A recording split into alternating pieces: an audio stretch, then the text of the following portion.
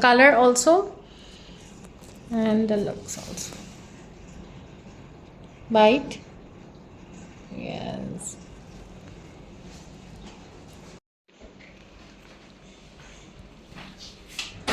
Okay, Alejandro, now enjoy your new smile, okay? And I will give you some instructions for 30 minutes. Don't eat something from the front. Don't bite something from the front, because when we apply your teeth, 30 minutes it will take to adjust, okay? To make your teeth more tighter, right? So enjoy your new smile. And how you feel? Tell me.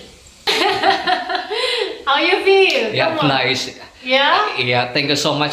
Guys, what I can say only is thank you so much. Finally, I have it. My Zirconia. crown zirconia, guys. So Yes. if I were you, no, so it's what she said, Doctora said that it's still adjusting. Yes. It's a highly recommended. Thank you Only so here much. in Medtown Dental Clinic, Clinic. behind of Algorair Mall. So what are you waiting for? Please come here.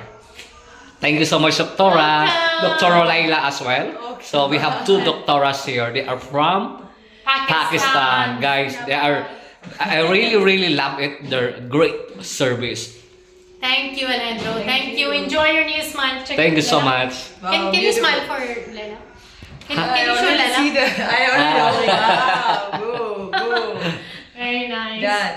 Thank you so much, Doktora Ekra. Grabe, ang ganda ng ngipin ko ngayon. Crown zirconia.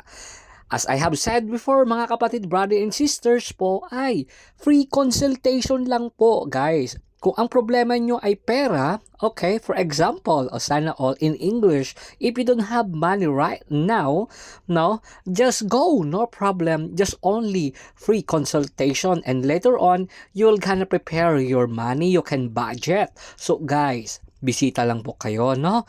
Kaya ayan, kinukwento ko na, ay sana all! So panalong panalo po guys, wala akong masabi. Grabe, power na power ang masabi ko. Ang ganda na po, yan na po yung resulta ng aking crown zirconia, mga brother and sisters to all over the world.